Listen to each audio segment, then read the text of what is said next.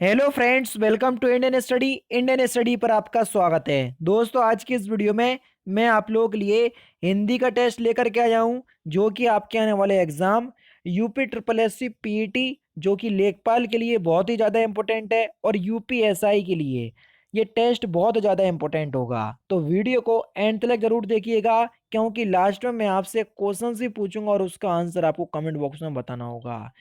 साथ ही साथ इस वीडियो में मैं आपको बता दूं, अगर आप दोस्तों किसी भी एग्जाम्स की तैयारी कर रहे हैं तो अनअकैडमी आप लोगों के लिए अलग अलग स्पेशल क्लास लेकर के आ रहा है। तो स्पेशल क्लास के बारे में अगर आप जानना चाहते हैं तो वीडियो को एंड तक जरूर देखिएगा। जब एग्जाम क्रैक करने की हो बात, तो अनअकैडमी आपके साथ इसी उद्देश्य के साथ अनअकैडमी आप लोगों के लिए फ्री स्पेशल क्लास प्लान लेकर के आया है। इसमें आप अनअकैडमी के प्लेटफॉर्म के अंदर जितनी भी स्पेशल क्लास चलाई जा रही होंगी, उन सारी स्पेशल क्लासेस को आप एक्सेस कर सकेंगे केवल एक कोड के साथ। क्योंकि आप सभी लोग जानते हैं मैं UP triple S C category को देखता हूं, तो मैंने पहले ही सिलेक्ट कर लिया है। आपको कुछ नहीं करना है, आपको इस 3 डॉट पर क्लिक करना है जो कि आपके सामने है। यहाँ पर आकर के आपको फ्री स्पेशल लाइव या फ्री लाइव क्लासेस पे क्लिक करना है, जैसा कि मैं करता जा रहा हूँ। फिर यहाँ पर आप लोगों के लिए सारी फ्री स्पेशल क्लासेस यहाँ पर रखी गई हैं। आपको जैसे हिंदी सीखना है तो यहाँ पर मैंने हिंदी की क्लासेस पे टिक किया। यहाँ पर आपको कोड डालना है, कोड डिस्क्रिप्शन में लिखा हुआ है। अपने चैनल का नाम है इंडियन स्टडी। बस जैसे ही आप इस कोड को फिल करेंगे तो ये जो है अनलॉक हो जाएगा। देख लीजिए आपके सामने ये अनलॉक हो चुका है। अब अनअकैडमी के UP triple S C category के अंतर्गत जितनी भी फ्री स्पेशल क्लास चलाई जा रही होंगी, उन सभी को आप एक्सेस कर पाएंगे। पहला क्वेश्चन है आपका कि हिंदी में वर्णों की संख्या कितनी होती है। तो देखो, हिंदी में वर्णों की संख्या आप सभी लोग जानते हैं, 52 होती है, 52 होती है। पहला ही ऑप्शन करेक्ट। ग्रीस में कौन सी संधि है, जल्दी बताओ। देखो, ग्रीस का पहले संधि विच्छेद कर लो। क्या? ग्री प्लस ईस, ठीक है ना। ग्री प्लस ईस हो गया। अब इसमें देखना, बड़ी ही आ गई और छोटी ही और बड़ी, छोटी ही और बड़ी मिलके क्या बनाएंगे, बड़ी। और जब बड़ी ही मिल गई तो यहाँ पर दीर्घ स्वर संधि होगी, तो पहला ही ऑप्शन करेक्ट। ज्यादा दिमाग लगाने की जरूरत है नहीं है, इस तरीके से जैसे मैं कर रहा हूँ वैसे ही आप करो, मन ही मन में सब हो जाएगा। कौन सा गुणवाचक विशेषण है? पहला नहीं है, थोड़ा नहीं है, एक नहीं है, पीला, ये बिल्कुल ठीक है। यह है साड़ी पीली है, तो साड़ी की विशेषता क्या है, पीली है, तो ये गुणवाचक विशेषण है या साड़ी का गुण है ये, ठीक है ना। यानी कि तीसरा ऑप्शन करेक्ट। अन्वय का संधि विच्छेद क्या होगा, जल्दी बताओ। अन्वय का संधि विच्छेद क्या होगा? तो अन्वय का सही संधि विच्छेद हो जाएगा अनु प्लस ए, यानी कि इस क्वेश्चन का चौथा ऑप्शन आपका बिल्कुल करेक्ट हो जाएगा। कौन सा? चौथा ऑप्शन करेक्ट, ठीक है। नेक्स्ट क्वेश्चन, निम्नलिखित में से कौन सा पुल्लिंग शब्द है, जल्दी बताओ। निम्नलिखित में से कौन सा पुल्लिंग शब्द है? तो काष्ठ, काष्ठ शब्द जो है वो एक पुल्लिंग शब्द है। तीसरा ऑप्शन आपका बिल्कुल क्या हो जाएगा, करेक्ट हो जाएगा। और ये जो रक्षा हो गया, समता हो गया, सीमा हो गया, ये सभी स्त्रीलिंग शब्द है, इस बात को ध्यान रखना, ठीक है।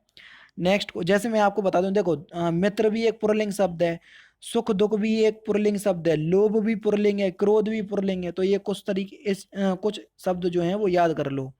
किस शब्द की वर्तनी जो है वो शुद्ध है? अहिल्या आप किस प्रकार से लिखेंगे? तो आपका सही आंसर हो जाएगा ऑप्शन नंबर ए, अहल्या। पहला ही ऑप्शन करेक्ट हो जाएगा, दूसरा ऑप्शन नहीं लगा देना, कई लोग दूसरा ऑप्शन सोच रहे होंगे। निम्नलिखित में से समानता, जहां वाक्य की गति अंतिम रूप से ले, लें, विचार के एकदम टूट जाए, तो वहां किस विराम का प्रयोग किया जाता है? तो वहां पर हम पूर्ण विराम का प्रयोग करते हैं। यानी कि इस क्वेश्चंस का दूसरा ऑप्शन आपका बिल्कुल क्या हो जाएगा, करेक्ट हो जाएगा, ठीक है ना। नेक्स्ट क्वेश्चंस की तरफ चलते हैं कि हिंदी व्याकरण में संज्ञा के मुख्य कितने वेद होते हैं। तो संज्ञा के कितने वेद होते हैं? तो आप सभी लोग जानते हैं कि संज्ञा के 5 वेद होते हैं। कौन कौन से? व्यक्तिवाचक संज्ञा, जातिवाचक संज्ञा, भाववाचक संज्ञा, समूहवाचक संज्ञा, और लास्ट हो गया आपका द्रव्यवाचक संज्ञा। 5 हो गए। निम्नलिखित में से किस शब्द में जातिवाचक संज्ञा है, जल्दी बताओ। वाराणसी, वाराणसी में तो जातिवाचक संज्ञा होगी, ठीक है ना। वाराणसी में व्यक्तिवाचक संज्ञा होगी, जातिवाचक नहीं, ठीक है ना। हाँ, शहर का नाम होता है, जैसे वाराणसी शहर का नाम है, शहर लिखा होता तो ये जातिवाचक संज्ञा में चला जाता, ठीक है ना। उसके बाद बुढ़ापा, ये भाववाचक संज्ञा है। गिरोह, ये समूहवाचक संज्ञा है, ठीक है। उसके बाद जुलाहा, यही तो है जातिवाचक संज्ञा। तीसरा ऑप्शन आपका बिल्कुल क्या हो जाएगा, करेक्ट हो जाएगा। नेक्स्ट क्वेश्चन, निम्नलिखित में से कौन सा वाक्य अभूतपूर्व काल का है, जल्दी बताओ, अभूतपूर्व काल का है, जल्दी बताइए। देखो अभूतपूर्व या अपूर्ण भूत, अपूर्ण भूतकाल किसे कहते हैं पहले वो मैं आपको बता देता हूँ।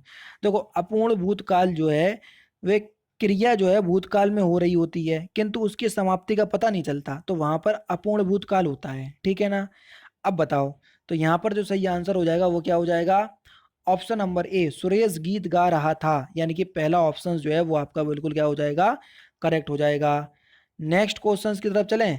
नेक्स्ट क्वेश्चन से आपका कि निम्नलिखित में से कौन सा स्त्रीलिंग शब्द है, जल्दी बताओ कौन सा स्त्रीलिंग शब्द है। तो आपका सही आंसर हो जाएगा सभा। सभा जो है वो एक स्त्रीलिंग शब्द है, यानी कि इस क्वेश्चन का पहला ऑप्शन जो है वो आपका बिल्कुल क्या हो जाएगा, करेक्ट हो जाएगा। लता का बहुवचन क्या होगा, जल्दी बताओ, लता का बहुवचन क्या होगा। तो लता का बहुवचन हो जाएगा लताएं, पहला ही ऑप्शन करेक्ट।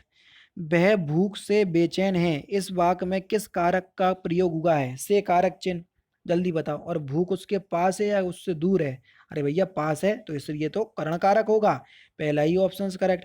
प्रयोग के अनुसार हिंदी में सर्वनाम के कितने भेद होते हैं, जल्दी बताओ, प्रयोग के अनुसार पूछा है तो कितने होते हैं, छह, पहला ही ऑप्शन आपका बिल्कुल करेक्ट हो जाएगा। कौन कौन से होते हैं, पुरुषवाचक सर्वनाम, निजवाचक सर्वनाम, निश्चयवाचक सर्वनाम, अनिश्चयवाचक सर्वनाम, संबंधवाचक सर्वनाम, प्रश्नवाचक सर्वनाम। नेक्स्ट क्वेश्चन, निम्नलिखित में से कौन सा निश्चयवाचक सर्वनाम है, आप, यह, जो, हम, इसमें से बिल्कुल निश्चयवाचक सर्वनाम बताइए। तो आपका सही आंसर हो जाएगा यह जो वर्ड है ये निश्चयवाचक सर्वनाम है, ठीक है। जैसे यह आम मेरा है, यानी कि हम आप ये बात जो है वो निश्चित है कि ये जो आम है वो मेरा है, ठीक है। निम्नलिखित में से किस शब्द की वर्तनी अशुद्ध है, गलत है, जल्दी बताओ। तो भीष्म जो है वो गलत लिखा हुआ है, आप सभी लोग जानते हैं, इसकी जो शुद्ध वर्तनी होगी वो क्या होगी, इस तरीके से होगी भीष्म की, ठीक है।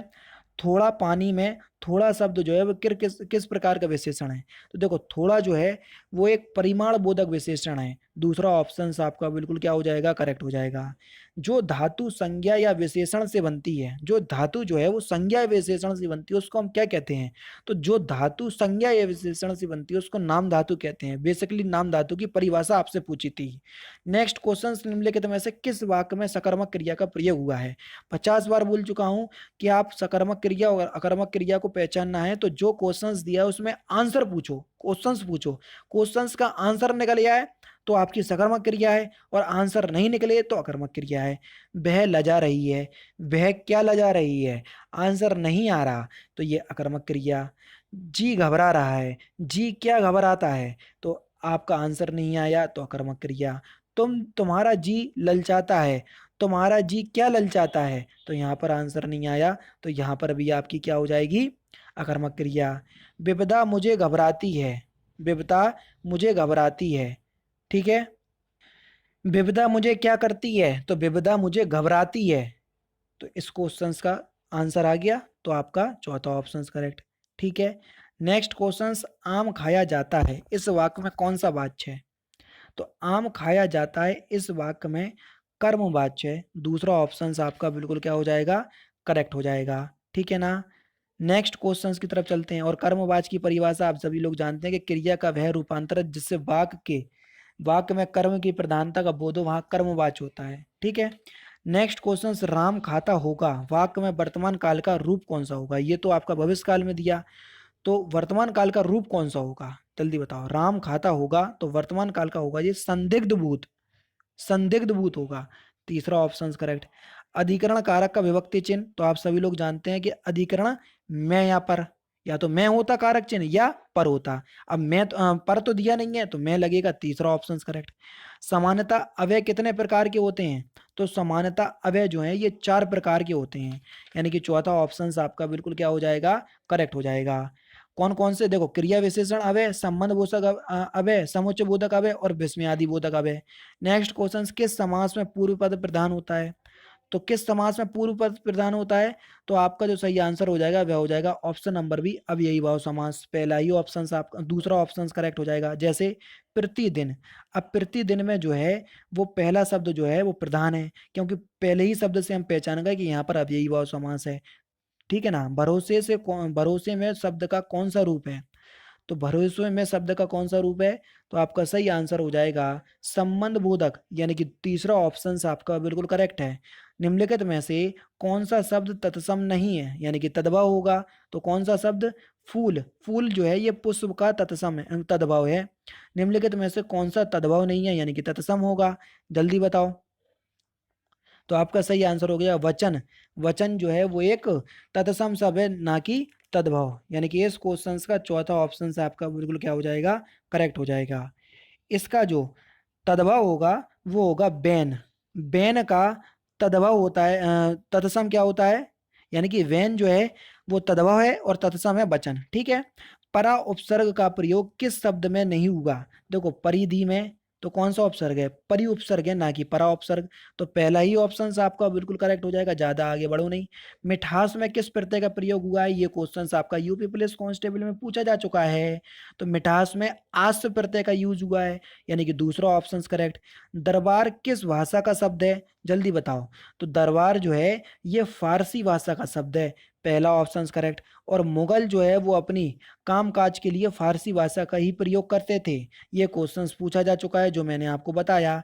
जिन शब्दों की व्युत्पत्ति का पता नहीं चलता उनको हम क्या कहते हैं? तो जिन शब्दों की व्युत्पत्ति का पता नहीं चलता उनको हम देशज शब्द कहते हैं। जैसे लोटा एक देशज शब्द है, खिड़की एक देशज शब्द है, कटोरा एक देशज शब्द है, क्योंकि इनकी उत्पत्ति का पता नहीं चला कि ये कहाँ से उत्पन्न हुए। तो हमने मान लिया कि ये हमारे देश से ही उत्पन्न हुए, इसलिए ये देशज शब्द हो गए। निम्नलिखित में से कौन सा विशेषण शब्द है? जल्दी बताओ। तो देखो नागरिक, नागरिक शब्द जो है वो एक विशेषण शब्द है, तीसरा ऑप्शन करेक्ट। लंबोदर में कौन सा समास है? लंबोदर, लंबा है उधर जिसका, कौन? गणेश जी। और 50 बार बोल चुका हूं कि जितने भी भगवान के नाम है आंख बंद करके कौन से बहुव्रीहि समास में लगा दो, तो पहला ही ऑप्शन करेक्ट हो जाएगा। निम्नलिखित में से कौन सा संज्ञा पदबंध नहीं है? जल्दी बताओ। शेर के समान बलवान, ये संज्ञा पद नहीं है, यानी कि इस क्वेश्चन का चौथा ऑप्शन आपका बिल्कुल क्या हो जाएगा? करेक्ट हो जाएगा, ठीक है ना। देखो वाक्य का वह भाग जिसमें एक से अधिक पद परस्पर संबंध होकर अर्थ तो देते हैं किंतु पूरा अर्थ नहीं देते, उसको हम संज्ञा पदबंध कहते हैं, ठीक है। अब देखो शेर के समान बलवान, अब शेर के समान बलवान कौन, ये तो बताओ। अर्थ तो दिया लेकिन पूरा अर्थ नहीं दिया, इसलिए ये संज्ञा पदबंध नहीं है, ठीक है। नेक्स्ट क्वेश्चन से आपका कि निम्नलिखित में से मिश्र वाक्य कौन सा है? जल्दी बताओ। निम्नलिखित में से मिश्र वाक्य, अब मिश्र वाक्य की परिभाषा आपको बताना पड़ेगी कि बता चुका हूं, देखो। तो आपका सही आंसर हो जाएगा क्या? देखो मिश्र वाक्य क्या होता है? मिश्र वाक्य वहां पर होता है जिसमें एक मुख्य वाक्य होता है और दूसरा उसका आश्रित वाक्य होता है, तो उसको हम मिश्र वाक्य कहते हैं, ठीक है ना। तो यहाँ पर देखो ज्यों ही वह घर से निकला वर्षा होने लगी।